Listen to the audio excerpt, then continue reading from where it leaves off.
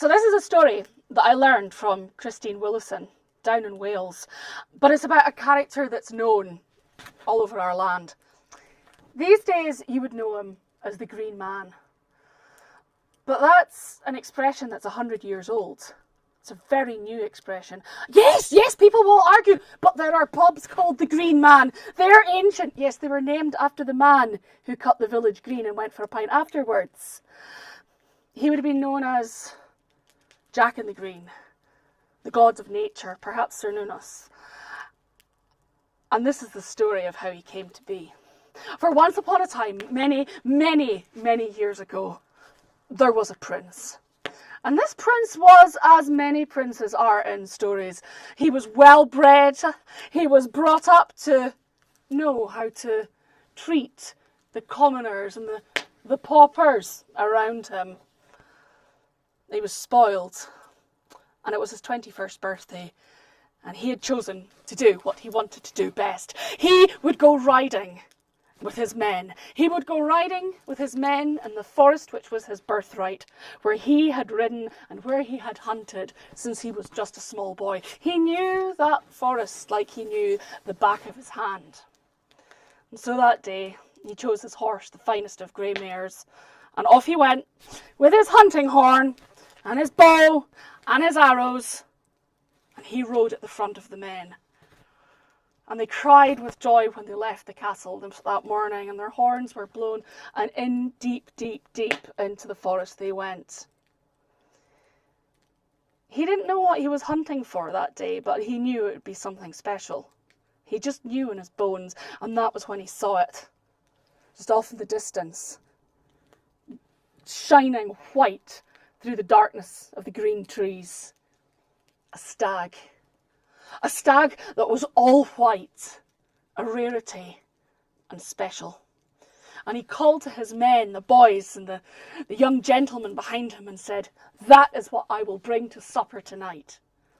And he rode on, fast and hard. And it seemed that he would catch up with it. And he drew his bow every time he got close to that stag.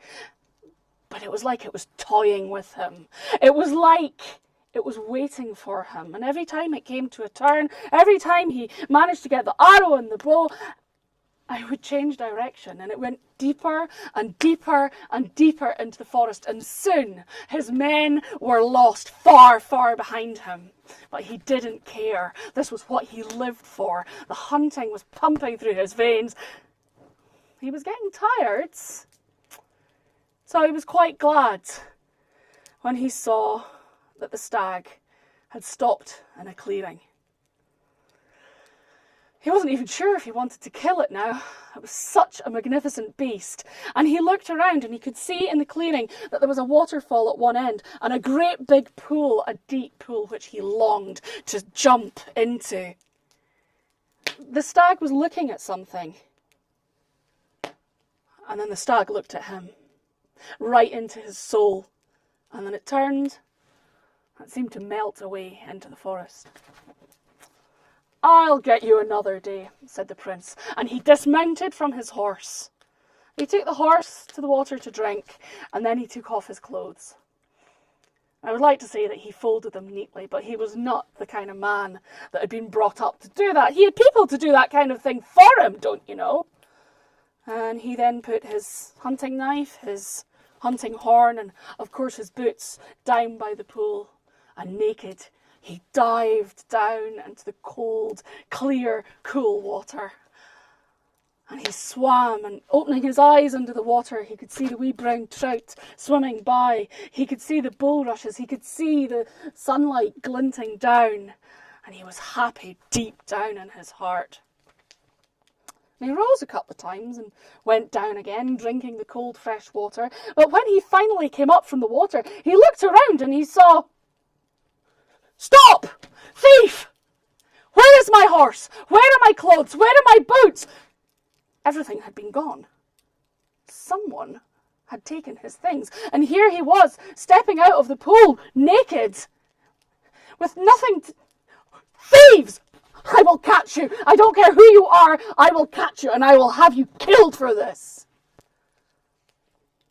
But no one was to be seen, and how was he to chase after them in his bare feet with... He didn't want anyone seeing him like this. And it was at that point he looked down at the ground, and on the ground was a knife, but not like his hunting knife. This knife had been made from flint and antler handled. What was he to do? He looked around, and from the green trees, because it was the middle of summer, he took down some of the biggest leaves, and somehow he made himself, shall we call it small skirt? Something to disguise his modesty. And then he started to walk. He knew the direction that he had entered that clearing, and he knew the direction that would take him home. Like I said, he knew this forest like the back of his hand, and he walked, and he walked, and he walked, and he walked, and he walked. But he recognised nothing, and soon his path had taken him seemingly full circle. For when he had left in that direction, he arrived in the clearing from that direction, and here was the same pool, and it was getting late now, and he knew that he needed to get shelter, clothing, fire, food. And it was then that he noticed the smouldering embers of a fire. Far off, hidden to the side, and just behind it, he hadn't seen it before, it was so green, like the rest of the forest, was a construction made of bent willow and leaves and bracken. He crawled inside it, and inside there he found tiny woven bowls with nuts and roots, and that was what he ate that night. And he shivered underneath the stars, although he managed to cover himself with as much bracken that he could gather. The next morning he got up, and without even thinking of eating, he started to walk. He thought, if that direction brought me back here, perhaps I will go in this direction. And he walked and he walked and he walked until he was exhausted.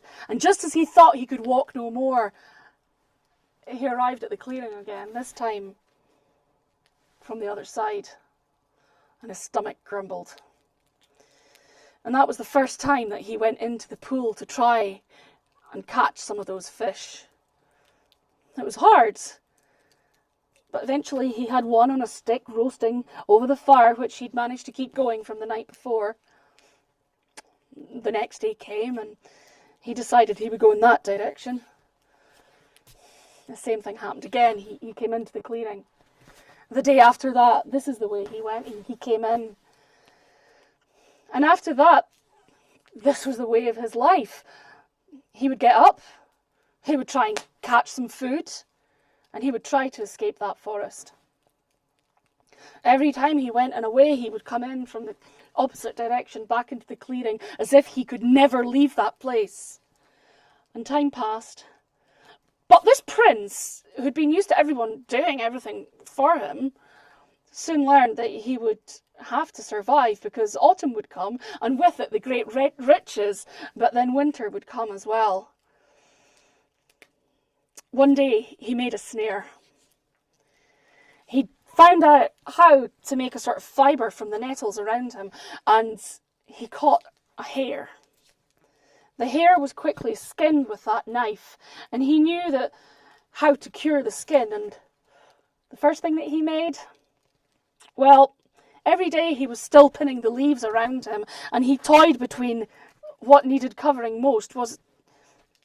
In the end, he made some shoes that would help him cover the ground faster, because still every day he was trying to escape the forest. But now that he had shoes, now that he had the guts of the hare, he made gut, and with that he made a net, and with that he could catch fish, and slowly he was learning. And every day he would pin on fresh leaves using sticks, until soon, as the seasons wore on and as it got colder, he had a suit of fur from the different animals that he caught, covered in leaves. He was green from the top of his head to his toes. He didn't look like the prince, the handsome prince that we'd had at the start, because I know what you're thinking. Yes, he was hot, yeah. But the beard was growing, and the hair was growing, and he thought, who now, if I approach them, will believe that I was ever a prince? He would remember for the rest of his life the day that the first Snowflakes fell and landed on the ground. Winter was coming, and how would he survive? That was the day that he found the village. Instead of coming straight back to the pool, he saw some smoke in the distance, and he heard voices. He heard ducks and possibly pigs, and he ran towards it, but there was a small child playing outside, and she cried, "He has come! He has come!" And soon all of the people were gathering things up. They were running inside their houses, and he was banging at the door. "Let me in! I am your prince!" People were scared. You see this man covered in green, with foliage all around him, over his clothes and over his beard. They thought it was the Green Man himself. Eventually he gave up. It was getting dark. These people were showing no sign of letting him in, no matter how he cursed. And he went back. He knew that whatever path he took would lead him to his pond, and his shelter, and his dying fire. But the next day, he came back to the village again. This time there was no child out playing, there were no pigs and ducks, but there was a big wooden table. And on that table, there was cheese. There was meat. There was a new pair of shoes for him. There was beer. And he ate, and he drank, and he cried his thanks to the people so loudly. Each day after that, each day he walked in those shoes through the snow. His path took them to the village, and each day the people put food out for him so that he could survive. One day he woke, and he saw something poking up through the snow. Little green stems with beautiful small white petals, snowdrops. The next few days there were crocuses, daffodils. And one day the snow was completely gone, and he walked and he walked, and he approached that village, and the table was there as usual, groaning with food for him. And again he cried his thanks, but then he heard a noise. This noise was like weeping, but it was an animal noise. And he looked over to one of the small barns, and here was a sheep.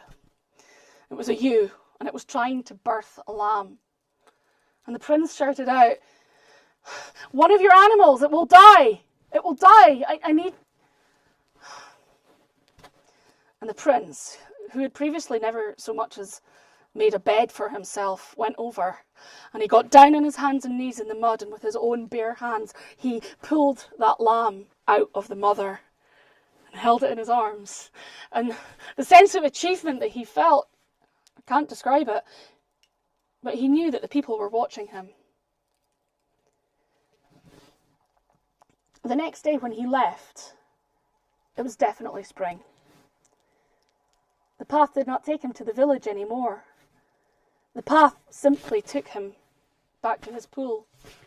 And he wondered about the strange pattern of things, but he knew by the way that the seasons were changing that summer would be here soon. And summer did come. One afternoon, he was just sitting, carving, pottering. Maybe he was making another basket when he could hear hoofbeats. He gazed off into the distance, and instinctively he hid behind a tree. Into the clearing came the stag, the white stag. But someone was following it. Somebody was chasing it. And he looked from his hiding place, and he saw that it was another prince. And I know what you're thinking. He was hot too. And he looked. The prince came in, and the deer turned and looked at him. And he knew what he had to do.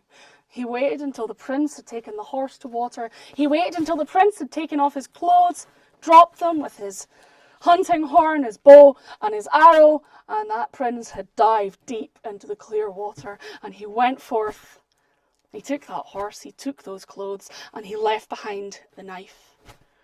And he rode back to his own kingdom, a changed man, a man who could rule that land, not just be its ruler. But as for that second prince, he came out of the water and he saw that my horse is gone. Thieves, where are my clothes? Whoever has done this, you will die for this. I will have you killed. you can see where this is going. That prince could not leave the forest either. That prince eventually found the village. And so the villagers saw a young man covered in green. So it happens every year. A new prince, a green man who never gets older and who ensures that the sheep have their ewes and ensures that the crops grow and that the land is fertile. And some people say that that's where the legend of the green man came from.